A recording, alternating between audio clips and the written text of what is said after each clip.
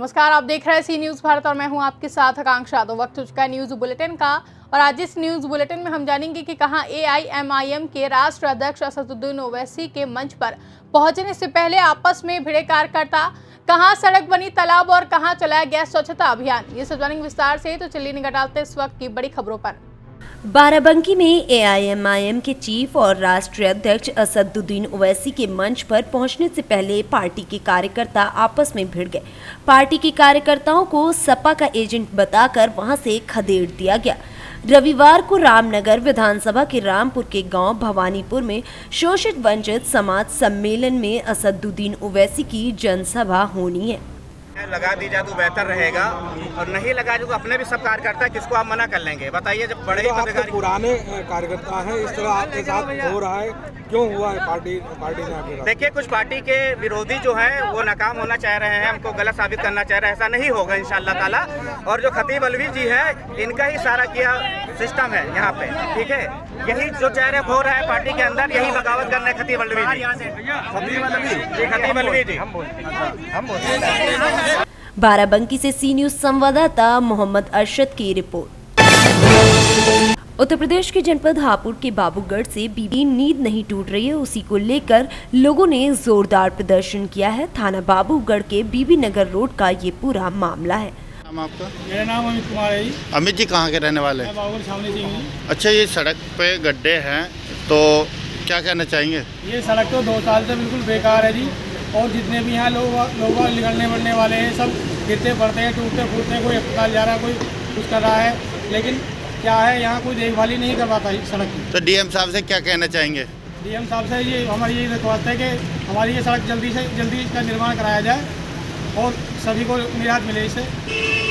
तो कितने गांव जुड़ते हैं इससे? कितने लोग रोजाना निकलते हैं? इससे कम से कम 50 से 55 गाँव जुड़ते हैं जी, और सभी रोड से सड़क से परेशान हैं क्योंकि नहीं कोई आने जाने वाले हैं। और यहाँ सबसे ज़्यादा इस पानी से परेशान इसलिए हैं कि सबसे ज़्यादा मच्छर है, डेंगू सबसे ज़्यादा हो रहा है। सबसे भी और बीमार हो रहे हैं लोग, आस पास के मर भी रहे हैं, डेंगू से परेशान है सब। नाम आपका? उदयवीर सिंह। उदयवीर जी, यहाँ जो सड़क है इसके बारे में क्या कहना चाहिए? भैया, ये तो काफ़ी दिन से गड्ढे हैं, इसमें लोग आने जाने वाले गिरते रहते हैं और आए दिन देखते हैं हम, इनका चोट लगती है और शादी ब्याह में भी नहीं पहुँच पाते ठीक से। और क्या परेशानी है? परेशानी ये सारी परेशानी है, पानी भरा रहा है रोड पर, मच्छर ज़्यादा लगता है, बड़े मच्छर खाते हैं। हमारे सामने घर है और यहाँ से मच्छर आए दिन मच्छर खाते हैं और पानी भरा है, निकला भी ना आ जाता, हमारा रास्ता बंद है गाँव में। हापुड़ से सी न्यूज संवाददाता रुस्तम सिंह की रिपोर्ट। 159 बिलग्राम मल्लावा विधानसभा के बैरिया घाट पर मां गंगा की पावन तट पर आम आदमी पार्टी के प्रत्याशी दीपक पटेल और कार्यकर्ताओं द्वारा स्वच्छता अभियान चलाकर गंगा को स्वच्छ बनाने का काम किया गया। बता दें कि आम आदमी पार्टी द्वारा ये कार्य लगातार किया जा रहा है। आप लोग क्या करने आए हैं आज गंगा घाट पे? आज आम आदमी पार्टी द्वारा जो है स्वच्छ गंगा अभियान चलाया गया है, क्योंकि कार्तिक पूर्णिमा की आज तीसरा दिन है। शासन प्रशासन सरकार या किसी भी व्यक्ति के द्वारा जो है यहाँ की साफ सफाई का काम नहीं किया गया, जिसको करने के लिए हमारी आम आदमी पार्टी, हमारी पूरी टीम है सैकड़ों लोगों की, आज गंगा जी के तट पर आकर के सब जगह जगह कचड़े को इकट्ठा करके इसको जो है ज़मीन में दफन करने का काम किया जा रहा है। साथ ही साथ हमारे जो इस क्षेत्र के किसान भाई हैं, उनके खेतों में भी बहुत बड़े पैमाने पर गंदगी फैली हुई है, जिससे कि उनको आने वाली फसलों को बोने के लिए बहुत समस्या हो रही है। तो ये जो मुहिम है ये हम लोग चलाए हैं और हमारा पूरा विश्वास है कि हमारी पूरी टीम इस स्वच्छ अभियान के तहत जो हमारी झाड़ू है वो देश की राजनीति से लेकर के पूरी हर क्षेत्र में सफाई करने का काम करेगी। 2022 के चुनाव को लेकर आपका क्या कहना है? 2022 चुनाव को लेकर हमारा ये कहना है कि हमारी जो आम आदमी पार्टी है, आज पूरे देश में हमारी पार्टी का डंका बज रहा है। आने वाले 2022 के चुनाव में आम आदमी पार्टी की सरकार बनती है तो ये जीत आम आदमी की होगी और हमारे देश की। हरदोई से सी न्यूज संवाददाता जितेंद्र कुमार की रिपोर्ट। उतरावा थाना क्षेत्र जलालपुर गांव में किशोर ने फंदे पर लटककर जान दे दी। ग्रामीणों की सूचना पर पहुंची उतरावा पुलिस ने लाश को कब्जे में लेकर पंचनामा कर पोस्टमार्टम के लिए भेज दिया। बताया जा रहा है कि विशाल की उम्र 15 वर्ष, पुत्र धर्मेंद्र निवासी जलालपुर थाना उतरावा जनपद प्रयागराज निवासी है, जो रविवार दोपहर अपने मकान में कमरे का दरवाजा बंद कर छत पर लगे चूल्हे पर गुलेबंद फंसाकर फंदे पर लटककर जान दे दिया। वहीं कुछ समय बीतने के बाद आसपास पड़ोस के लोग मकान का दरवाजा न खुलने पर अनहोनी की आशंका को लेकर मकान में लगी खिड़की से देखे तो किशोर फंदे पर लटका हुआ नजर आया। ग्रामीणों को जानकारी हुई तो हड़कंप मच गया। बताते चलें कि मृतक विशाल माँ बाप का इकलौता पुत्र था। फिलहाल इस पूरे मामले में अब पुलिस द्वारा अग्रिम कार्रवाई की जा रही है। प्रयागराज से सी न्यूज संवाददाता रणविजय सिंह यादव की रिपोर्ट। तहसील स्थित श्री राम लीला मैदान में आने वाले 24 नवंबर को होने वाले श्री राम कथा महोत्सव की तैयारियों का पालिका अध्यक्ष मोहम्मद जसमीर अंसारी के द्वारा जायजा लिया गया। वहीं आवश्यक दिशा निर्देश भी दिए गए। बताते चलें कि तहसील स्थित पक्का तालाब के निकट श्री राम लीला महोत्सव का आयोजन नगर के समाज सेवी विशाल कपूर के द्वारा किया जा रहा है, जिसकी भव्य तैयारियां चल रही हैं। वहीं नए मंच का निर्माण भी किया जा रहा है, तो सफाई व्यवस्था को नगर पालिका के कर्मचारी तनमन से लगे हुए। आज पालिका अध्यक्ष मोहम्मद जसमीर अंसारी के द्वारा मौके पर पहुंचकर व्यवस्थाओं का निरीक्षण कर जायजा लिया गया और साफ सफाई और लाइटों की लिए उचित व्यवस्था करने का आदेश भी दिया गया। सीतापुर से सी न्यूज संवाददाता रामगोपाल दीक्षित की रिपोर्ट। जनपद बहराइच के कैसरगंज थाना अंतर्गत ग्राम दानावल में जमीनी रंजिश के कारण हुई मारपीट में एक व्यक्ति गंभीर रूप से घायल हो गया। घायल अवस्था में उसे सीएचसी कैसरगंज में भर्ती कराया गया, जहां चिकित्सकों ने उसे मृत घोषित कर दिया। सूत्रों के अनुसार भगवती प्रसाद पुत्र नन्हू उम्र 45 वर्ष अपने खेत में गया हुआ था। वहीं विपक्षी सुंदर से जमीन के मामले को लेकर विवाद हो गया था। सुंदर ने अपने साथियों विद्याराम, रंजीत और संतोष के साथ मिलकर भगवती प्रसाद पर हमला बोल दिया। जब तक भगवती के परिजन वहां पहुंचते तब तक भगवती मरने की स्थिति में पहुंच चुका था। आनंद फानन में उसे सीएचसी कैसरगंज लाया गया, जहां चिकित्सकों ने उसे मृत घोषित कर दिया। वह इस घटना से गांव में कोहराम मचा हुआ है। प्रभारी निरीक्षक ने बताया कि लाश को पोस्टमार्टम के लिए भेज दिया गया और नामजद अभियुक्तों के विरुद्ध धारा 304 आईपीसी के तहत अभियोग पंजीकृत कर विधिक कार्यवाही प्रारंभ कर दी गई है। एहतियात के तौर पर पुलिस गांव में तैनात भी कर दिया गया है। 20/11/2021 को समय करीब 8 बजे थाना कैसरगंज पर रंजीत कुमार पुत्र भगवती प्रसाद निवासी दरावल ने लिखित सूचना दिया कि उनके पिताजी को उनके विपक्षीगण रंजीत पुत्र राम नरेश, संतोष पुत्र कृपाराम,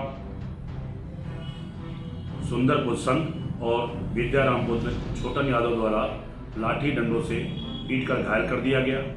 उन्हें सीएचसी कैसरगंज ले जाया गया, जहां उनकी मृत्यु हो गई। इस सूचना पर थाना कैसरगंज पे 304 आईपीसी का अभियोग पंजीकृत कर नियमानुसार पंचायतनामा की कार्रवाई करते हुए अन्य विधिक कार्रवाई अमल में लाई। बहराइच से सी न्यूज संवाददाता अवंतिक की रिपोर्ट।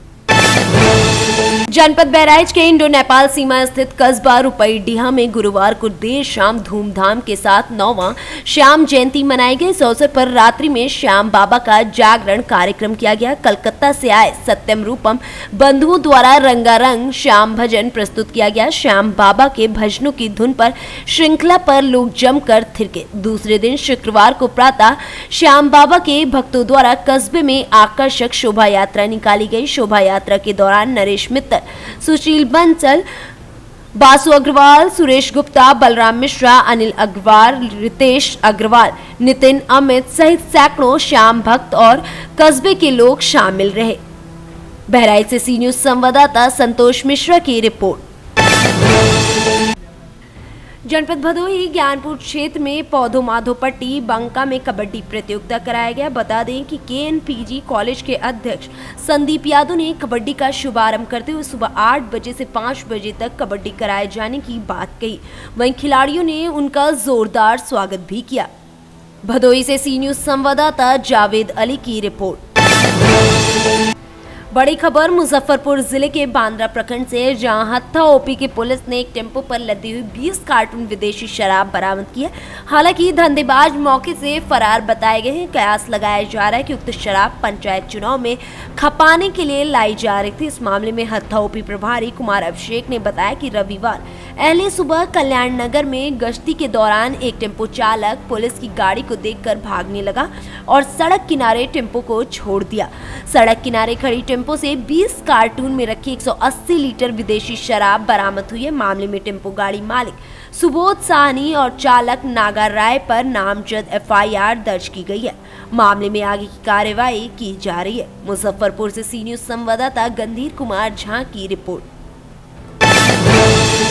श्री रतन त्रय दिगंबर जैन मंदिर नसिया फिरोजाबाद में आचार्य विवेक सागर महाराज संघ के सानिध्य में 11 नवंबर से चल रहे श्री सिद्ध चक्र महामंडल विधान का समापन शनिवार को श्री जी की भव्य रथ यात्रा के साथ हुआ, जिसमें सैकड़ों श्रद्धालुओं ने उपस्थित होकर धर्म लाभ लिया। रथ यात्रा में श्री जी भव्य स्वर्ण रथ पर विराजमान थे एवं आचार्य विवेक सागर महाराज, आचार्य श्री सुरत्न सागर महाराज, मुनि श्री विश्वंत सागर महाराज सत्संग का सानिध्य प्राप्त हुआ। रथ यात्रा में सबसे आगे घोड़ा, ऊंट, बैंडबाजों के साथ सौभाग्यवती महिलाओं द्वारा भगवान की पालिका भी सम्मिलित की गई। बालिकाओं द्वारा डांडिया नृत्य ने रथ यात्रा की शोभा बढ़ाई। रास्ते में जगह जगह आचार्य की आरती उतारी गई।